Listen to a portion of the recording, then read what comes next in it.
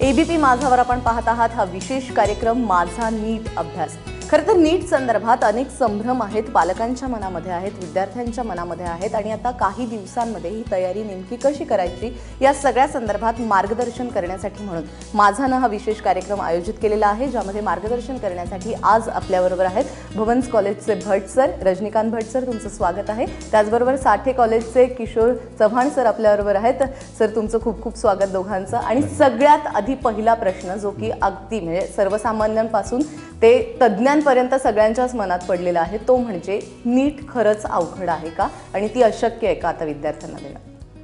नाही, पहिली गोष्ट असं की नीट अवघड नाही आहे, कारण मी नीट बेसिकली हा NCERT सिलेबसवर आधारित आहे। नीटची परीक्षा आहे आणि 12वीचा जो आत्ताचा मी 2012 नंतर जो सिलेबस जो अपग्रेड झालेला आहे तो सिलेबस आणि NCERT सिलेबस याच्यामध्ये फार काय तफावत असं मला वाटत नाही।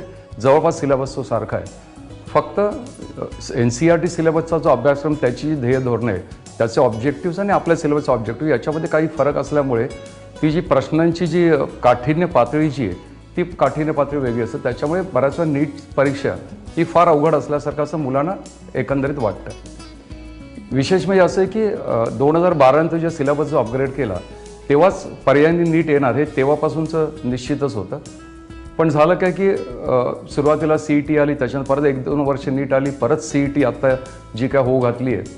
आणि हा जो नीटचा जो अभ्यासक्रम आहे, खरं म्हणजे नीट ही basically national eligibility cum entrance test अशी नीट फेज 2 सध्याची जी परीक्षा जी आपण आता 24 जुलैला जी होणार आहे, तर 1 मेला जी परीक्षा झाली होती ती ऑल इंडिया PMT परीक्षा होती। आणि ऑल इंडिया PMT मध्ये जवळपास 15% जो कोटा आहे हा ऑल इंडिया कोटा आहे आणि CETची जी परीक्षा होती याच्यामध्ये 85% स्टेट कोटा असं एकंदरीत होतं। आणि आता पर्यायाने काय झालं की नीट आल्यामुळे 85% स्टेट कोटा असेल आणि त्यातला 15% ऑल इंडिया कोटा असेल। आता ही जी नीटची जी परीक्षा आहे, पूर्वी असं होतं की राज्यामध्ये अनेक प्रवेश परीक्षा व्हायच्या MBBSच्या ॲडमिशनसाठी, मग ते BDSचं ॲडमिशन असेल, MBBSचं ॲडमिशन असेल, आणि या परीक्षांना एवढ्या परीक्षांना सामोरं जाणं, कारण राज्यामध्ये परीक्षा आहे, राज्यांमध्ये परीक्षा आहे, म्हणजे जवळपास बोलणं आपल्या राज्यामध्ये 25 परीक्षा आहेत। त्याच्यामुळे एका परीक्षेचं जे शुल्क आहे हे जवळपास 3-1 हजारच्या घरामध्ये। मग जर 20 परीक्षाचा एखाद्या विद्यार्थ्याला जायचं तर 20,000 गुणिले 3,000 गुणिले 20 हे जवळपास 60-1 हजार रुपये त्या मुलांना खर्च करणं हे खरं ग्रामीण भागातल्या मुलांना अतिशय कठीण आहे। आणि त्याच्यामुळे ही जी नीटची परीक्षा सुरू केली की ज्याच्यामुळे ॲडमिशन प्रक्रियेमध्ये सुसूत्रता येतील, पारदर्शकपणा येईल, हा बेसिकली नीट सुरू करण्यामागचा हेतू आहे। आणि या नीटमुळे होईल काय की एक सिलेबस कॉमन असेल, कॉमन सिलेबसवर ही परीक्षा असेल, नंबर 1। नंबर 2, जे मुलांना वेगवेगळ्या ठिकाणी जाऊन जी परीक्षा द्यायला लागते, की जसं जेवढ्या प्रवेश परीक्षा असेल त्या परीक्षेचे सेंटर्स लांब असतात, त्या मुलांना त्या सेंटरला जायचं, तिथे परीक्षा देऊन यायचं, पालकांच्या दृष्टीने मुलांच्या दृष्टीने हे अतिशय तापदायक होतं। म्हणजे खर्चिक तर होतच, पण त्याच्यावर तापदायक सुद्धा होतं। तर त्याच्या या नीटच्या माध्यमातून होईल काय की एकच परीक्षा असल्यामुळे मुलगा तो म्हणजे बाकीचा जो काही त्रास आहे तो त्रास पर्यायाने त्यांचा कमी होणार आहे। दुसरं असं आहे की नीटचा म्हणजे आता बऱ्याच मुलांमध्ये की CET आणि नीट याच्यामध्ये आपल्याला CETचा आपला रँक चांगला आहे, नीटचा रँक कमी येईल असं एकंदरीत कुठेतरी ती मुलांच्या मनामध्ये जो संभ्रम आहे तो पहिला गोष्ट मुलांनी तो काढून टाकला पाहिजे। कारण असं की CETचा जो अभ्यासक्रम आहे, नीटचा अभ्यास, याच्यामध्ये फार फरक असा मला वाटत नाही। त्याच्यामुळे CETचे जे काही टॉपर्स असतील, म्हणजे CETची जी रँक असतील ती रँक आणि नीटची रँक मला खात्री आहे की याच्यामध्ये बऱ्यापैकी साम्य असेल, कारण हे पहिलं वर्ष नीटचं आहे आणि पेपराचा जो पॅटर्न आहे हा डेफिनेटली कम्पॅरेटिव्हली इझी असेल। तर मुलांनी जर या 60 दिवसामध्ये जर प्रामाणिकपणे जर मेहनत केली तर मला वाटत नाही की एवढी नीट डिफिकल्ट जी आहे, म्हणजे जे सध्या जे दाखवलं जातं की फार मोठी परीक्षा आहे, असं काही नाही आहे। नीट आणि CET ही जवळपास परीक्षा सारखी, फक्त फरक एवढाच आहे की आपण 12वीचा अभ्यास जो केला, 11वीचा अभ्यास काही प्रमाणामध्ये आपण दुर्लक्ष केलंय, तर त्याचा थोडा जर आपण अभ्यास केला आणि या संदर्भातलं सध्या जे आता स्टार माझाने जे काही सुरू केलेले उपक्रम की माझा नीट अभ्यास, खरं याचं मी कौतुक करतो आणि त्यांना खरंच मनापासून मी धन्यवाद देतो की अतिशय चांगलं आपण हे सुरू केलेलं आहे। की विशेष म्हणजे याचा फायदा ग्रामीण भागामध्ये जे विद्यार्थी, दुर्गम भागामध्ये जे विद्यार्थी, त्यांना याचा जास्त फायदा होतो।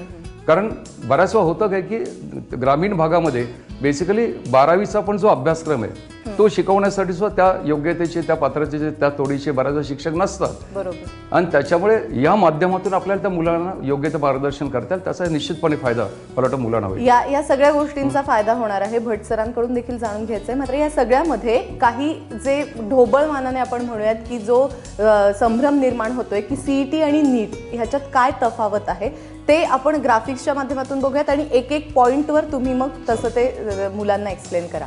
याच्यामध्ये आपण पाहतोय की नीटमध्ये सीबीएसईचा 11वी आणि 12वीचा अभ्यासक्रम आहे आणि आपली जी सीईटी आहे त्याच्यामध्ये फक्त HSC बोर्डाचा 12वीचा अभ्यासक्रम आहे. तर मग मुलांना किती कठीण जाऊ शकतं? कठीण जाण्याचा प्रश्नच उद्भवत नाही. मुलांनी ऑलरेडी 11वीमध्ये बोर्डाचा जो अभ्यासक्रम आहे तो पूर्ण केला असून त्याच्यानंतर तो 12वीमध्ये आला आहे. म्हणजे त्याची थोडीफार तरी काहीतरी तयारी त्यांनी करून ठेवलेली असावी असं आपण ग्राह्य धरतो. एकंदरीत जे 29 चॅप्टर्स आहेत 11वी आणि 12वीचे मिळून त्याच्यापैकी 29 ते 29 चॅप्टर करणे हे पण गरजेचे नाही. आपण काही ऑप्शन ठेवून पण चांगले असे स्कोर करू शकतो. ठराविक असे चॅप्टर जसं आपण विभागणी केली याची की ऑर्गॅनिक केमिस्ट्री आहे, इनऑर्गॅनिक केमिस्ट्री आणि फिजिकल केमिस्ट्री आहे. तर 11वीमध्ये काहीतरी 3-4 एकदम ठराविक चॅप्टर्स आहेत. 12वीचे असे 4-5 ठराविक चॅप्टर्स आहेत. हे 10 चॅप्टर एकदम डाय हार्ड आपण करायचेच म्हणजे करायचेच की ज्याच्याशिवाय आपल्याला पुढचा पाऊल टाकता येणार नाही असले चॅप्टर्स आहेत. उर्वरित चॅप्टरमध्ये 10 आहेत. बाकी त्याचा क्रम एक सेट करून त्याची तयारी करावी. आणि जर तुमच्याकडे वेळ असेल तर बाकी उरलेले राहिलेले जे 9 चॅप्टर आहेत ते तुम्ही करा. संपूर्ण सिलेबस कव्हर करणं 2 वर्षाच्या कालावधीमध्ये पण शक्य होत नाही कित्येकांना. आणि कित्येकांना तो सिलेबस 3 महिन्यामध्ये पूर्ण करणं पण शक्य होत आहे. तर हे प्रत्येक इंडिव्हिज्युअलवरती अवलंबून असतं. एक गोष्ट आहे मनातून हे काढून टाकायचं की मी 100% मी जर स्टडी केली असेल तरीच मी हा जो एक्झाम आहे तो क्लिअर करू शकणार, तसलाही काही भाग नाही आहे. आपण एक मानसिकतेमधून बाहेर पडण्याची गरज आहे. सीईटी एक्झाम असो किंवा नीटचा एक्झाम असो, एक्झाम असतो. आणि जर मुलांनी व्यवस्थितरित्या 70-80% पण त्याचा जर अभ्यास झाला असेल तरी पण तो ह्या दोन्ही परीक्षामध्ये अगदी कम्फर्टेबल राहू शकतो. म्हणजे खरं तर स्मार्टली अभ्यास करण्याची गरज आहे. अगदी थोडक्यात की सगळं भोकमपट्टी करण्याची. दुसरं असं की 12वीचा जो अभ्यासक्रम 11वीच्या अभ्यासक्रमावर बेस्ड आहे. हा कळलं का? म्हणजे 11वीचे जे टॉपिक्स आहे हे जर टॉपिक्स कळले तर तो मुलगा 12वीत जाऊ शकतो. त्याच्यामुळे 12वीचा अभ्यास करत असताना नाही म्हटलं तरी 70% 11वीचा अभ्यास हा मुलगा करतच असतो. कारण 11वी बेस आहे की ज्याच्यावर 12वी अभ्यासक्रम अवलंबून आहे. बरोबर. त्याच्या ज्यांनी 12वीचा पूर्णपणे अभ्यास केला त्याला 11वीचा नक्की 70% त्यांनी तो अभ्यास केलेला आहे. काही प्रमाणात त्याचा तो अभ्यास राहिला असेल तो याच्यामध्ये तो त्यांनी जर रिव्हिजन केली तर शक्य नाही. शक्य नाही अशातला भाग नाहीये. अशक्य असं काहीच नसतं. नक्कीच अशक्य असं काही. त्यामुळे 2 महिने पुरेसे आहेत. मला असं वाटतं की मुलांनी जर प्रॉपरली जर मदत हे केली, प्रॉपरली त्याच्यावर काम केलं तर हे शक्य आहे. पण यामधला मार्किंगचा जो एक सगळ्यात मोठा हे आहे किंवा भीतीदायक जो प्रकार आहे याच्यामध्ये 720 गुणांची आपली नीट आहे आणि आपली सीईटी 200 गुणांची होती. त्याच्यामुळे मग विद्यार्थ्यांना कुठल्या विषयाला किती महत्त्व द्यायचं आणि त्याचा अभ्यास नेमका कसा करायचा हाही प्रश्न. ह्याच्यामध्ये असं आहे की आपला जो सीईटीचा आहे त्या सीईटीमध्ये आपण फिजिक्स, केमिस्ट्री आणि बायोलॉजी बरोबर ना अशी विभागणी आहे. आता 50 मार्क्स फिजिक्स, 50 मार्क्स केमिस्ट्री हे आपण बघू शकतो. आणि भौतिकशास्त्र, रसायनशास्त्र 360, जीवशास्त्र 360 आहेत. बरोबर आहे. हे जे 720 गुण आहेत ते नीटचे आहेत. आपण सीईटीचं जे असतं ते आपले 200 मार्क्सची असते. 200 मार्कमध्ये 50 मार्क केमिस्ट्री, 50 मार्क फिजिक्सचे झाले आणि 100 मार्क्स तुमचे बायोलॉजीचे झाले. आता त्यामध्ये मल्टिपल चॉईस क्वेश्चन्स आहेत ते आणि सिंगल करेक्ट आन्सर टाईपचे क्वेश्चन असतात. हा एक भाग झाला. नीटमध्ये जर तुम्ही गेले तर तिथे प्रपोर्शन 180 क्वेश्चन्स, 180 क्वेश्चन्स आहेत. 45 तुमचे झाले फिजिक्सचे, 45 भौतिकचे झाले, केमिस्ट्रीचे झाले 45 भौतिकचे आणि 90 तुमचे बायोलॉजीचे. पण प्रत्येक क्वेश्चन हा 4 मार्काचा आहे. तर 4 गुणिले 180 म्हणजे 720 झाले. तर तिथे हा जो विद्यार्थी आहे तो 3 तासामध्ये 180 मिनिट झाले, 180 प्रश्न सोडवतो. म्हणजे 1 मिनिटाला 1 प्रश्न त्याला सोडवायचा आहे. तसंच आपला इथे हा विद्यार्थी 50 अधिक 50 अधिक 100 म्हणजे 200 प्रश्न सोडवतो. आणि तिथे प्रश्न कमीच आहेत आला का? तर टाइम नियोजन कुठे काय केलं व्यवस्थित तर हे शक्य आहे. दुसरं असं आहे की त्यांनी जे मार्किंग जे ठेवलंय त्यांनी एका प्रश्नाला 4 मार्क ठेवले. याच्या मागचं कारण असं आहे की 25% निगेटिव्ह मार्किंग आहे. तो हा 25% निगेटिव्ह मार्किंग म्हणजे असं की समजा एखाद्या विद्यार्थ्याचे एक 100 MCQचं बरोबर असतील तर 100 गुणिले 4 मी त्याला 400 मार्क मिळाले पाहिजे. पण त्यातले जर 100 जर चुकले त्याचे तर 400 वजा 100 म्हणजे त्या मुलाला 300 मार्क आणि त्याच्याप्रमाणे त्याचं पर्सेंटाईल काढलं जाईल. आणि मग त्याच्यावर मग ते ती जी मेरिट लिस्ट जी तयार होते मग ती नॅशनल ती याची स्टेट मेरिट लिस्ट असेल, नॅशनल मेरिट लिस्ट असेल, त्याच्याप्रमाणे त्याला ॲडमिशन मिळणार. तर त्याच्यामुळे हे जे मी महत्त्वाचं आहे याच्यामध्ये काय की जे निगेटिव्ह मार्किंग आहे याचं मुलांना खरं म्हणजे जास्त मला वाटतं जो तणाव जो आहे, जो स्ट्रेस आहे तो त्याचा जरा जास्त सीईटी मध्ये निगेटिव्ह मार्किंग नाहीच आहे आणि नीट मध्ये आहे. त्याच्यामुळे प्रश्न सोडवायचा असेल तर बरोबर असेल तरच उत्तर लिहा, नाहीतर लिहू नका. त्याच्यावर याच्यामध्ये मुलांनी काय करायचं की ज्या प्रश्नाचं उत्तर त्या मुलांना खात्रीने माहिती आहे, मला हे उत्तर माहिती आहे, ती उत्तरं सॉल्व्ह करायची. कारण बेसिकली कसं माहिती हे जे MCQ हे सिंगल रिस्पॉन्स MCQ आहे. सिंगल म्हणजे पूर्वी कसं होतं समजा JEEला किंवा IITची जी परीक्षा असतात त्याच्यामध्ये मल्टिपल रिस्पॉन्सेस असतात किंवा त्याच्यामध्ये असर्शन रिझनिंग अशा टाईपचे क्वेश्चन आहे. नीटचं जे क्वेश्चन आहे ते सिंगल रिस्पॉन्स म्हणजे एकच आन्सर त्यातलं बरोबर असणार. बरोबर. मग समजा जर मुलाने केलं की ज्यानं त्यातलं 100% उत्तर जी माहिती आहे MCQ ती त्यांनी परफेक्ट सॉल्व्ह करायची आणि ज्याची उत्तर आहे 2 माहिती की समजा जसं 4 डिस्ट्रॅक्टर असतात त्यातले 2 आपण डिस्ट्रॅक्टर काढले की या 2 पैकी एक काहीतरी असेल तर तिथे जिथे ती थोडी रिस्क घ्यायला लागेल कारण कुठेतरी रिस्क मुलांना घ्यायला लागेल. पण ज्याचं उत्तर आपल्याला अजिबातच माहिती नाही, येतच नाहीये, ते सरळ प्रश्न सोडून द्यायचे. ते प्रश्न सोडवून ते प्रश्न त्यांना सोडायला लागणार. अगदी याच्यात ना आणखी बऱ्याच गोष्टी आहेत की बारकावे आहेत मुलांच्या मनात किंवा पालकांना सुद्धा ज्या गोष्टींची भीती आहे ती भीती देखील आज आपण दूर करणार आहोत. आणि सुरुवातच तुम्ही पाहिलेली आहे या चर्चेची की मग आपण जे बोलतोय त्याच्यामध्ये पॉझिटिव्हली जा, अशक्य काहीच नाहीये. आणि इथून पुढचे परीक्षा होईपर्यंत प्रत्येक विषयावरती देखील तुम्हाला या तासाभरामध्ये ABP माझावरती मार्गदर्शन देखील मिळणार आहे आणि तुमच्या मनात काही प्रश्न असतील तर ते विचारण्याची संधी देखील तुम्हाला मिळणार आहे. आणि त्यासाठी तुम्ही फोन करू शकाल 66160216 या आमच्या नंबरवरती. तुम्ही सरांना थेट प्रश्न विचारू शकाल आणि त्यांच्याकडून उत्तर देखील जाणून घेऊ शकाल. इथे एक छोटासा ब्रेक घेतोय. ब्रेक नंतर आणखी काही प्रश्न आहेत किंवा आणखी व्यवस्थितरित्या सर समजावून सांगणार आहे की याला का घाबरायचं नाहीये, नीटला सोपी आहे, फक्त परीक्षेची तयारी करायची. एक छोटासा ब्रेक, लगेचच परत येतोय. पाहत रहा माझा नीट अभ्यास.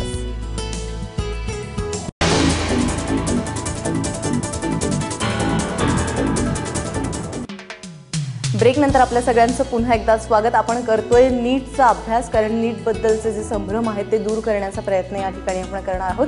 चव्हाण सर, भट सर आपल्याबरोबर आहेत.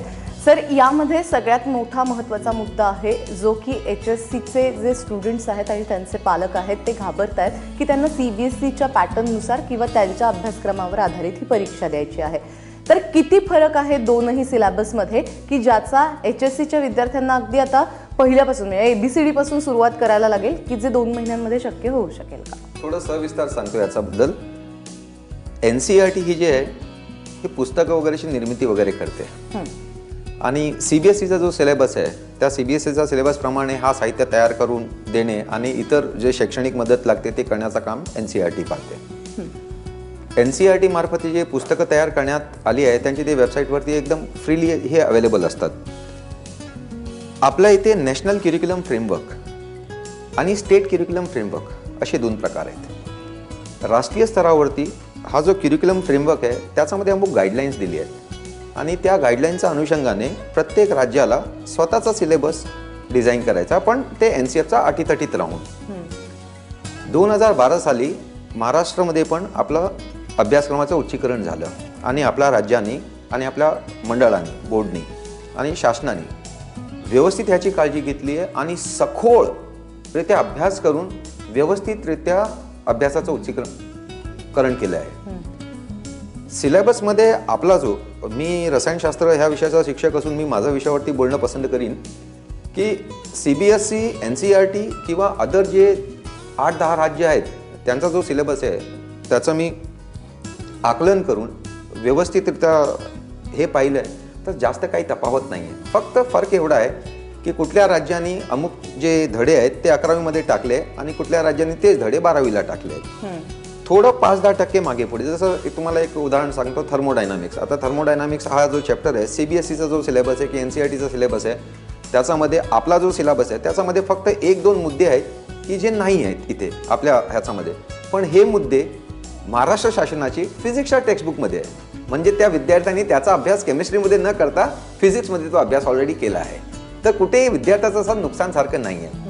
आपल्या राज्य मंडळाने जे पुस्तकं बनवली आहेत खरोखर फार मेहनत घेऊन बनवली आहेत आणि ते ॲब्सल्यूट रेफरन्स आहे.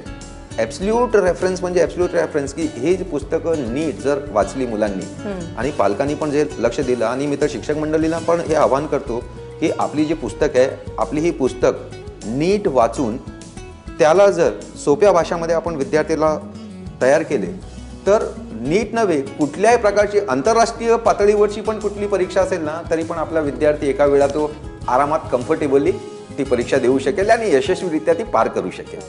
बरोबर. सरांनी जसं सांगितलं की केमिस्ट्रीचं NCERTचा जो सिलेबस 11वी-12वीचा आणि आपला HSCचा सिलेबस याच्यामध्ये फक्त एकच टॉपिक आहे जो न्यूक्लिअर केमिस्ट्री की जे NCERTकडे आहे आणि ते आपल्याकडे नाही आहे. त्याच्यामुळे जो फरक आहे हा एक 10% फरक सिलेबसमधला आहे. फरक महत्त्वाचा असा आहे की आपला जो सिलेबस हा थोडा सब्जेक्टिव्ह आहे आणि त्यांचा जो करिक्युलम हा ऑब्जेक्टिव्ह. जसं फॉर एक्झाम्पल IGCSEचा सिलेबस असेल, ICSEचा सिलेबस असेल, IBचा सिलेबस असेल, इंटरनॅशनल सायन्सचा सिलेबस असेल, यांचा जो करिक्युलम हा बेसिकली हा ऑब्जेक्टिव्ह आहे. त्याच्यावर होतं की त्या मुलांचा तो ब्रेन त्या पद्धतीत तो डेव्हलप केलेला आहे. इव्हन CBSEचा सिलेबस आपल्या सिलेबस तो थोडासा हे की आपली मुलं उत्तम लिहू शकतात पण उत्तम तो विचार करू शकत नाही. कसं असतं MCQला तुम्हाला ती निर्णय तुम्हाला प्रेझेन्स ऑफ माइंड लागतं. त्या वेळेमध्ये तुम्हाला तो तेवढ्या कमी वेळेमध्ये विचार करायला लागतो. ती जी असते म्हणजे ती जी थिंकिंगची प्रोसेस आहे ना ही बेसिकली आपल्या करिक्युलममध्ये तेवढी डेव्हलप गेलेली नाही की जी CBSE. आणि त्यामुळे होतं काय की CBSE मुलांना नीट त्यामुळे सोपं जातं. बरोबर. दुसरं असं की बाकीच्या स्टेट्समध्ये त्यांच्याकडे CBSE करिक्युलम आहे. आपल्या स्टेटमध्ये अनेक करिक्युलम्स आहेत. त्याच्यावर तिथे त्यांची जी टीचिंग जी सिस्टीम अशी आहे की मुलगा सकाळी शाळेमध्ये गेला की त्याला कारण तिथे स्कूल सिस्टीम आहे, तिथे कॉलेजेस नाहीत. आपल्याकडे ज्युनियर कॉलेज अटॅच आहे. तर तिथे असं की एखादा टॉपिक शिकवल्यानंतर मग तो संध्याकाळी पुढे क्लासला गेला की तिथे त्या टॉपिकची ॲप्लिकेशन जो पार्ट आहे तो ॲप्लिकेशन पार्ट तिथे तो करून घेतला जातो. त्याच्यामुळे मुलाला त्या पद्धतीनेच तयार केलं जातं. आपल्याकडे जे जो महत्त्वाचा जो प्रॉब्लेम आहे तो म्हणजे ॲप्लिकेशन जो पार्ट आहे ना तो ॲप्लिकेशन म्हणा अंडरस्टँडिंग आपल्या मुलांना नॉलेज भरपूर आहे. म्हणजे नॉलेज बेस्ड मुलं ही आपली चांगलं अटेम्प्ट करतील पण त्याची अंडरस्टँडिंग बेस आहे, ॲप्लिकेशन बेस्ड आहे किंवा लॉजिकल रिझनिंग आहे तिथे आपली मुलं कमी पडतात. पण मग आता याच्यावर हे तुम्ही जे कमी गोष्टी आपल्या मुलांमधल्या सांगितलेल्या आहेत ज्याच्यावर त्यांना आता काम करणं गरजेचं आहे तर हा 50 ते 60 दिवसांचा कालावधी कितपत योग्य आहे किंवा ते करू शकतात? त्यांनी काय करायचं माहिती यावेळी त्यांनी खरं मी जास्तीत जास्त MCQ सॉल्व्ह करायचे. बरोबर. म्हणजे समजा फिजिक्सची असेल, केमिस्ट्री असेल, बायो असेल. आणि दुसरं असं की ज्या ट्रिक्स असतात बघा म्हणजे बऱ्याच वेळा असं असं की भले एखादा कन्सेप्ट मला माहिती नसेल पण थोडं जर मी माझं डोकं वापरलं त्यातलं मला राईट ऑप्शन्स शोधता येईल. त्या ट्रिक्स तुम्हाला शिकल्या पाहिजे की एखादा समजा मी बराच मुलांना शिकवतो मी त्यांना सांगते बस समजा मला केमिस्ट्रीचा अजिबात गंधा नाही आहे पण हे ऑप्शन बघून मला सांगते पण हे ऑप्शन असलं पाहिजे ज्याला ऑड मॅन आउट आपण म्हणतो.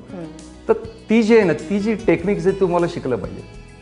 आता बऱ्याचदा काय असतं की आपण MCQ सॉल्व्ह करत असताना समजा त्याने एखादी व्हॅल्यू 100 पॉईंट समथिंग किंवा 101 पॉईंट तर तिथे तेवढं 101 घेऊन कॅल्क्युलेशन करायचं नसतं. तिथे तुम्हाला राऊंड फिगर 100 मध्ये आपल्याला कसं सिम्प्लिफाय करता येईल आणि मग त्याचा आन्सर आपल्याला करेक्ट कारण त्याच्या जवळपासचा आन्सर शोधायचं असतं. जसं HSCला आपण एक्झॅक्ट आन्सरला मार्क देतो इथे त्याच्या जवळपासचा आन्सर तुम्हाला टिक करायचं असतं.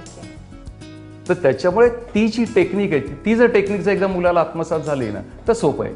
पण मग ती टेक्निक आत्मसात होण्यासाठी त्यांनी काय करावं? त्यासाठी त्यांनी मॅक्सिमम MCQ आणि विशेष म्हणजे सेल्फ स्टडी ज्याला आपण म्हणतो ना. प्रॉब्लेम इथे कसं असतं की MCQ नुसतं मला शिकून होणार नाही. जसं तुम्ही जर बाकीच्या स्टेटचा जर रिझल्ट पाहिला आंध्रचा म्हणा तामिळचा म्हणा की तिथे रिझल्ट काय येतो कारण तिथे वर्किंग सेशन्स असतात. तिथे त्या मुलांना 100 क्वेश्चन दिले जातात ती मुलं क्वेश्चन सॉल्व्ह करतात आणि त्यांना जे येत नाही त्याच्यावर त्यांचं इंटरॅक्शन असतं ओरिएंटेशन असतं. अशा प्रकारचे जर सेशन जर इथे झाले तर मला खात्री की आपली मुलं अतिशय चांगलं आपली मुलं खरंच हुशार आहेत. आपले जे विद्यार्थी आहेत हे नीट इझिली क्रॅक करू शकतील त्याला प्रॉब्लेम येणार नाही. जर पालक थोडे संभ्रमावस्थेत आहेत विद्यार्थी कन्फ्युज आहेत मात्र शिक्षक आपल्या सोबत असलेले दोनही शिक्षक एकदम कॉन्फिडंट आहेत की आमचे विद्यार्थी नीट उत्तमरित्या देऊ शकतील आणि तुम्ही खरं तर शिक्षकच आपल्या विद्यार्थ्यांना चांगलं ओळखत असतात त्याच्यामुळे आपले विद्यार्थी नक्कीच नीट चांगली देतील. आणि विद्यार्थ्यांना जर काही प्रश्न असतील पालकांना असतील शिक्षकांना असतील कोणालाही असतील नीटबद्दलचे तर तुम्ही आम्हाला फोन करू शकाल. एक छोटासा ब्रेक घेणार आहोत आणि ब्रेक नंतर आपल्या फोन लाईन ओपन होतील. ब्रेक नंतर पाहणार आहोत की AI, PMT आणि नीट या दोनमध्ये काय फरक आहे आणि आता दोनचा रिझल्ट वेगवेगळा लागल्यानंतर नेमकं काय करायचं आहे त्या संदर्भात स्पष्टीकरण देतील दोघेही सर. एक छोटासा ब्रेक.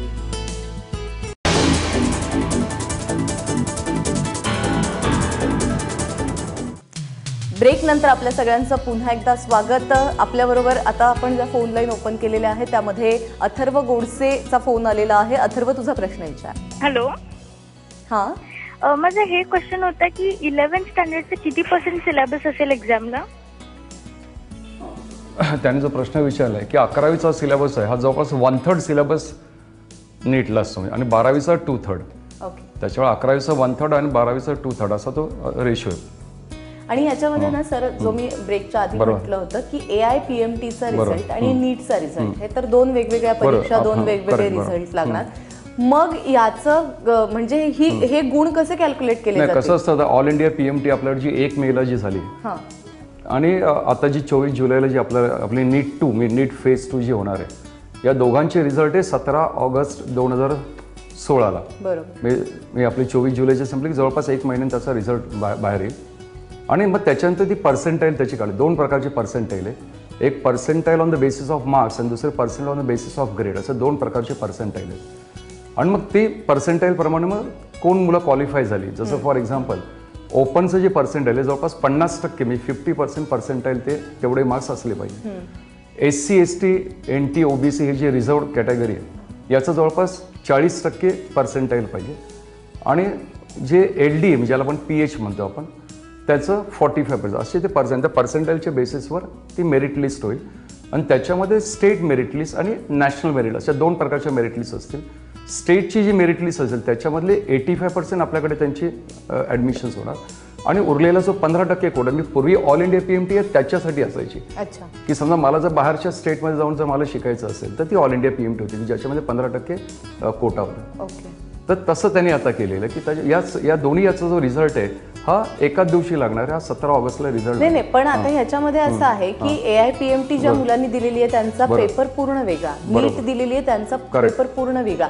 मग ह्याच्यामध्ये ठरवलं कसं जाईल? AIPMTच्या जर 50 मुलं एखाद्या कॉलेजला त्यांचं ऍडमिशन होत असेल आणि त्यांचे पर्सेंटेज आणि यांचे पर्सेंटेज यांचं इव्हॅल्युएशन कसं होईल? इव्हॅल्युएशन असं होणार की नीट 1 आणि नीट 2. तर एक तर नीट 1 जो ऑल इंडिया PMT परीक्षेला बसलाय त्यांनी जर परत जर नीट 2 दिली तर त्याचे नीट 2चे मार्क ग्राह्य धरले जाणार.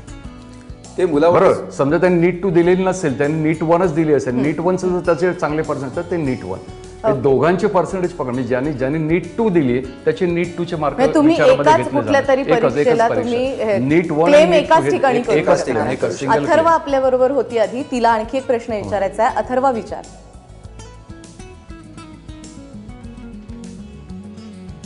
अथर्वा, माझा आवाज येतोय? संतोष मुळावेकर उस्मानाबादवरून आपल्याबरोबर आहे. संतोष, तुमचा प्रश्न विचारा. हॅलो. हा, तुमचा प्रश्न विचारा. हा, माझा प्रश्न असा आहे की आता ही नीटची परीक्षा जी आता अचानक लादली गेली विद्यार्थ्यावरती, यापूर्वी CET द्वारे निवड केली जात होती, परंतु अचानक असा विद्यार्थ्यावरती लादणं हे अन्यायकारक आहे. अगोदर मला असं वाटतं की 10वी पर्यंतचा अभ्यासक्रम हा CBSE प्रमाणे अगोदर शासनाने चालू करावा. नाही, तुमचा प्रश्न काय आहे? अचानक आता विद्यार्थ्यावरती असा नीट प्रमाणे अभ्यासक्रम लादणं हा अन्यायकारक आहे. कारण आम्ही तुमच्या मताशी सहमत आहोत. हे मतमतांतर असू शकतं ह्या विषयावरती. हा मी माझा वैयक्तिक मत मांडतोय की कुठली गोष्टी आता एक नैसर्गिक कुठली आपदा आपल्यावरती आली तर प्रत्येक माणूस शासनाच्याकडे एक फार आशेचा नजरेने पाहतो की शासन आपल्यासाठी काहीतरी असं करेल आणि शासन नेहमी तसं प्रयत्नशील पण राहतो. आपलं म्हणणं योग्य आहे की अचानक ही विद्यार्थ्यावरती लादली गेली आणि संभ्रमावस्था निर्माण झाली आहे. पण आपल्याला माहीत असेल की 2012 पासून ही जी प्रक्रिया आहे ते कंटिन्युअसली चालूच आहे आणि ह्याच्यावरती वेळोवेळेवर माननीय कोर्टाने पण आपले आदेश निर्गमित केले आहेत. त्याप्रमाणे शासनाने पण त्याचा सातत्याने पाठपुरावा केला आहे. आता ही जी परिस्थिती निर्माण झाली आहे ह्याच्यामध्ये नेमकं आपल्याला करायचं काय, फक्त हा एक विचार करण्याची गोष्ट आहे. बघा, ज्या विद्यार्थ्यांनी 11वी पास केली तो विद्यार्थीच 12वीमध्ये आला असेल. चला आपण एवढं मान्य करू की विद्यार्थ्याला फक्त 50%च मार्क्स पडले असतील, त्याने 50%च त्याचा अभ्यास केला असेल 11वीमध्ये, असं पण आपण हे करतो. कारण मुलं जास्त महत्त्व ते 12वी बोर्डाची परीक्षा म्हणून 12वीच्या ह्याला जास्त महत्त्व देतात आणि 11वीला जास्त महत्त्व देत नाही. ही वस्तुस्थिती आहे. तरी पण त्यांनी काहीतरी तिथे अभ्यास केलाच असेल. आणि त्याचा फाउंडेशन ऑलरेडी 11वी मध्ये झालाच असेल, एक गोष्ट आहे.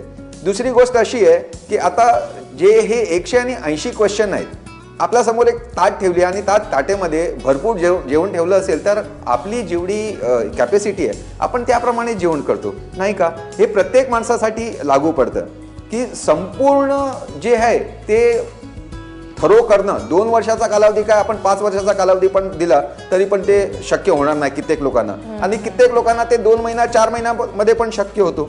तर हा आपण एक साध्या सोप्या गोष्टीमध्ये फक्त एवढंच सांगतो की कुणालाही असं आपण डिमॉरलाइज न करता की या सगळ्या गोष्टींकडे आपण पॉझिटिव्ह ठेवलं पाहिजे आणि होणार आहे असा ॲटिट्यूड ठेवला तर 100% श्रीरंग यांचा पंढरपूरवरून फोन येतोय. श्रीरंग, तुमचा प्रश्न विचारा. हा, नमस्कार.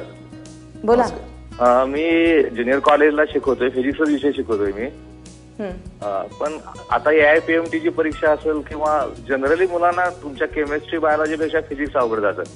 त्या फिजिक्स बद्दल म्हणजे काय एवढं असं अवघड जावं, किंवा मग ह्याच्यामध्ये असा अभ्यास करताना मुलांनी कसा केला पाहिजे, त्यात काय असा बदल करता येईल का?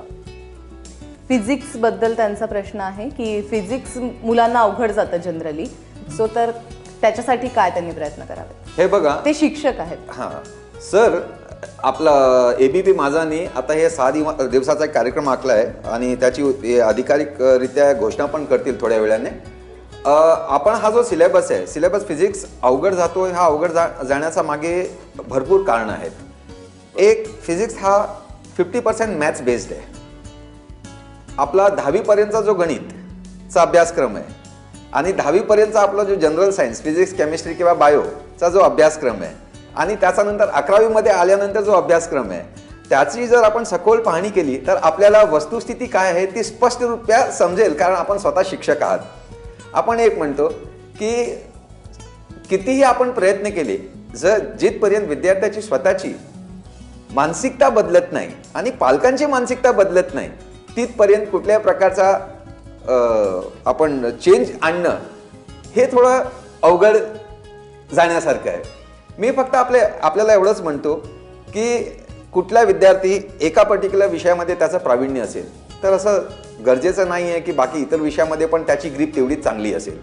आता आमचं केमिस्ट्री चांगलं होतं, आम्ही जिल्हा परिषद शाळा आणि म्युन्सिपालिटी शाळामध्ये व्हर्नाक्युलर मीडियममध्ये शिकून आम्ही जर इथपर्यंत आलो, मुंबईसारखा एक प्रदेश असेल, मुंबई सारखी सिटी असेल किंवा जे कॉस्मोपॉलिटन सिटी आहे किंवा मोठे शहर आहे त्याच्यामध्ये तर चला बाकीची इतर जी गोष्ट आहे ते पण सहजच उपलब्ध आहेत. कोचिंग क्लासेस असतील, प्रायव्हेट ट्युशन्स असतील, हे असतील ते असतील. तुम्ही हे का विचार करत नाही की खेड्यापाड्यामध्ये राहणारा, डोंगराळ प्रदेशामध्ये राहणारा मुलाला कुठल्या प्रकारची सोयी सुविधा आहे? तुम्ही मागचं JEEचं रिझल्ट जर पाहिलं असेल तर, जर माझं चुकत नसेल तर गवई नावाचा एक मुलगा, त्याने JEE टॉप केली. डोंगराळ प्रदेशामध्ये राहणारा, त्याची स्वतःची कॉलेज 10-12 किलोमीटर, तो सायकलने बिचारा ये जा करायचा. तर हे कुठे नाही तरी कुठे आपल्याला मनामध्ये एक धगस अशी असली पाहिजे की नाही, आपल्याला काहीतरी करायचं आहे. एक आहे की आजपर्यंत असं हे आहे की पालक हे ठरवतात की माझा मुलगा पुढे आता काय करेल आणि मी त्याच्यासाठी त्याची लाईफस्टाईल डिझाईन करून ठेवतो आणि त्याप्रमाणे मी भर घालतो, त्याच्याप्रमाणे मी पैसे खर्च करतो, पैसे ओततो आणि विद्यार्थ्याला सकाळी 7 ते रात्री 12 वाजेपर्यंत अगदी बैलासारखं मी एंगेज करून ठेवतो वेगवेगळ्या क्लासेसमध्ये. आता तुम्ही हे एक पहा की ज्याची जेवढी ऐपत आहे, ज्या मुलाला स्वतःचा डेव्हलपमेंटसाठी तुम्ही थोडाफार वेळ देऊ शकत नाही, ते स्वतःसाठी तो थोडा वेळ काढू शकत नाही, तर कंटिन्युअसली जर त्याच्याबरोबर असं होत राहील तर तो त्याचा काय प्रोफेशनल डेव्हलपमेंट करेल? आणि एका प्रकारे मानसिकरित्या थकलेला माणूस असेल, शारीरिकरित्या थकलेला असेल माणूस, तर तो थोडा विश्रांती करून परत फ्रेश होऊन तयारीला लागू शकतो. पण मानसिकरित्या थकलेल्या माणसाला परत रिकवर करण्यासाठी, आणि आता मला असं वाटतं की मुलांची हीच अवस्था झाली आहे की ते कित्येक 11वी पासून त्यांनी अभ्यास सुरू केला आणि आता परत त्यांना अभ्यास करायचा, त्यासाठी त्यांना मोटिवेट करणं गरजेचं आहे आणि तेच आम्ही या कार्यक्रमाच्या माध्यमातून करणार आहोत. दुसरा महत्त्वाचा प्रॉब्लेम असा आहे की पुस्तकं बेसिकली वाचली जात नाहीत. म्हणजे हा जो प्रॉब्लेम जो आहे की नुसते MCQ सोडून तुम्हाला MCQ सॉल्व्ह नाही करता येणार. जर ज्यांनी पूर्ण थरली पुस्तकं वाचली आहेत त्यांना CETचा किंवा नीटचा प्रॉब्लेम येणार, जी वाचली जात नाहीत. म्हणजे 100% कॉन्सेप्ट बेस्ड लर्निंग जर असेल, कॉन्सेप्ट जर मुलांनी, आता तुम्ही बघा कॉन्सेप्ट जर क्लिअर झाली तर मुलांना त्याचं उत्तर लिहिता येणार आहे. मग ते कुठल्याही पद्धतीने प्रश्न विचारला सर, आपल्याकडे थोड्या फोन जास्त येतात आणि विद्यार्थी प्रश्न विचारतायत. हिंगोलीवरून आपल्याला कैलाश काबरा यांचा फोन आलेला आहे, तुमचा प्रश्न विचारा.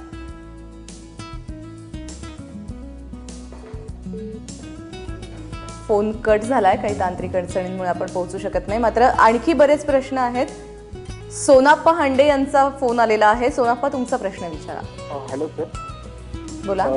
मी MSCET रिपीटर आहे आणि 2 वर्ष म्हणजे 12th आणि रिपीट टीचरची बोर्ड असा स्टडी केला होता आणि MSCET आणि नीट मध्ये असा फरक आहे की निगेटिव्ह मार्किंग, तर त्याचा कितपत फरक पडेल आणि टाळण्यासाठी काय करायला पाहिजे? या प्रश्नाचं उत्तर आपण घेऊयात सर. एक छोटासा ब्रेक घेतोय. ब्रेक नंतर या प्रश्नाचं उत्तर जाणून घेणार आहोत. पाहत रहा माझा नीट अभ्यास.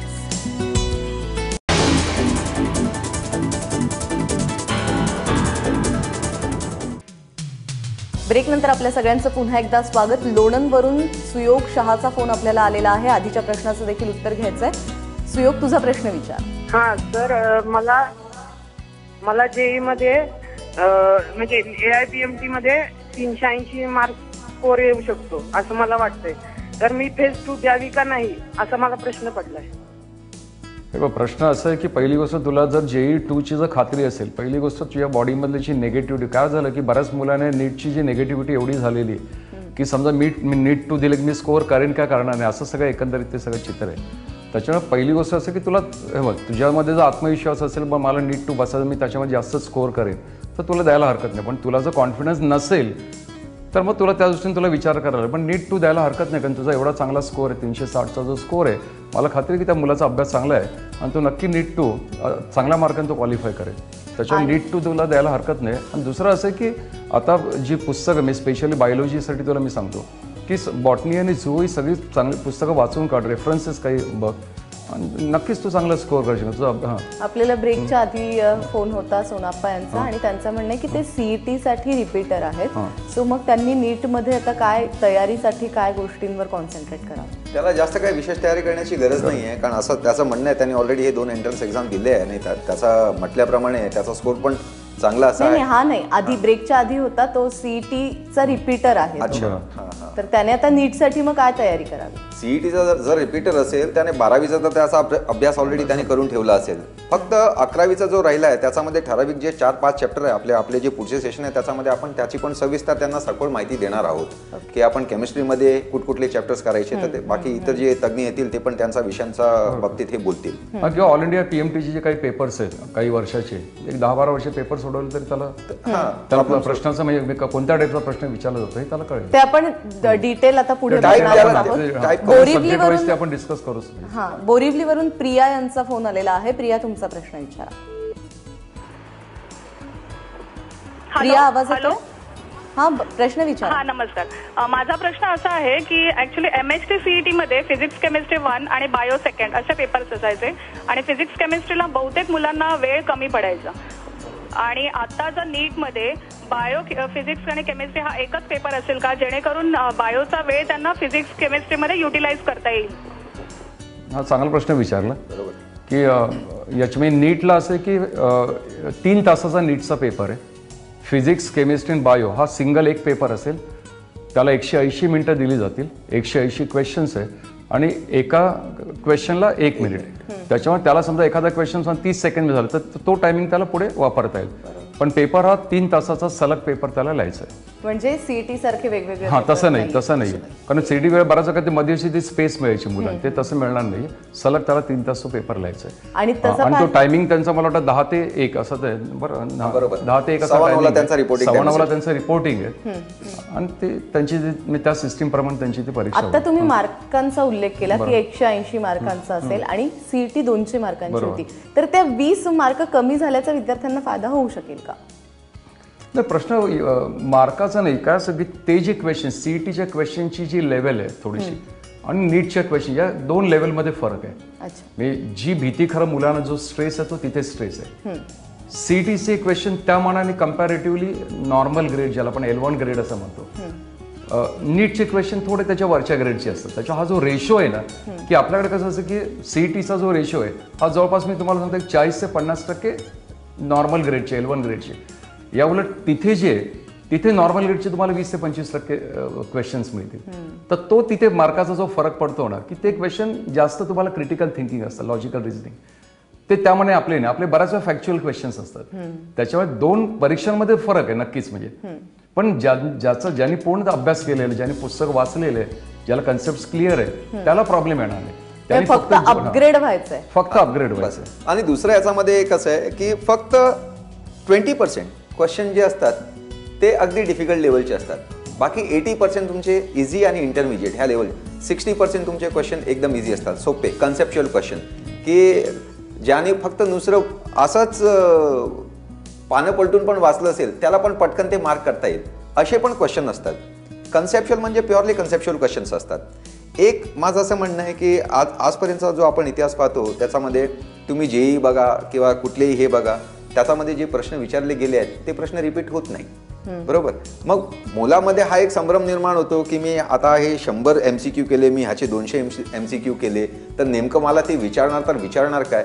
फक्त आपण एवढंच करायचं की त्या जो कॉन्सेप्ट आहे त्या कॉन्सेप्टचा आजूबाजूलाच आपण आपला जो कॉन्सेप्ट आहे तो एकदम पक्का करायचा. एकदम पक्का म्हणजे एकदम पक्का करायचा. मग त्यांना काही विचारू द्या ना, रेंज कुठूनही कुठपर्यंत जाऊ द्या, मुलगा अगदी कम्फर्टेबल होईल आन्सर करताना. तर दुसरं एक महत्त्वाचं असं की आपला जो अभ्यासक्रम आहे त्या अभ्यासक्रमाच्या बाहेरचा कधी कोणता प्रश्न येत नाही. मी NCERTचा जो सिलेबसची जी स्क्वेअर आहे ना ती तेवढ्या स्क्वेअरमध्ये विचारते. त्याच्यामुळे उगाच मुलांनी काहीतरी अवांतर वाचन करून दिवस फुकट घालू नये एवढंच मी त्याने सांगितलं. बरोबर आहे. आणि दुसरं काय, वेगवेगळ्या ठिकाणाहून साहित्य आणतात मुलं की आज मी हे पुस्तक अनवॉन्टेड गोष्टी वाचल्या, ह्याच्यामध्ये एकाने सजेस्ट केलं की नाही ह्याच्यापेक्षा ही पुस्तक चांगली आहे, त्याच्यापेक्षा ती पुस्तक चांगली आहे, फार पुस्तक. आणि पालक वर्ग मग काय करतो की आणून ते मुलांचा समोर ठेवतो की हे कर.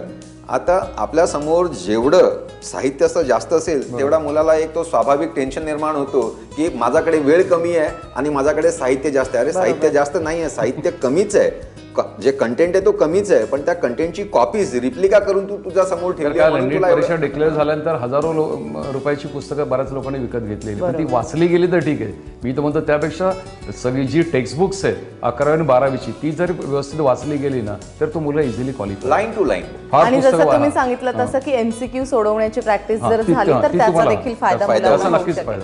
आणि हे जे 3 सब्जेक्ट याच्यामध्ये आहेत, नीट मध्ये ज्याचा अभ्यास करणं मुलांना गरजेचं आहे, त्या प्रत्येक सब्जेक्टच्या प्रत्येक चॅप्टर वाईज तुम्हाला या ठिकाणी मार्गदर्शन मिळणार आहेत. आजपासून रोज दुपारी 2 ते 3 हे मार्गदर्शन तुम्हाला मिळणार आहे. आज इथेच थांबतोय, मात्र उद्या केमिस्ट्री या विषयातले जे काही डिफिकल्ट सब्जेक्ट आहेत आणि त्यातले ज्या काही महत्त्वाच्या गोष्टी आहेत ज्याच्यावर मुलांनी कॉन्सन्ट्रेशन करणं गरजेचं आहे त्याचं मार्गदर्शन उद्या तुम्हाला मिळणार आहे 2 वाजता. आज इथेच थांबतोय. तर तुम्ही आज वेळ दिलात त्याबद्दल खूप खूप आभार. आज इथेच थांबतोय. उद्या पुन्हा भेटणार आहोत केमिस्ट्री या विषयाच्या मार्गदर्शनासह. पाहत रहा ABP माझा.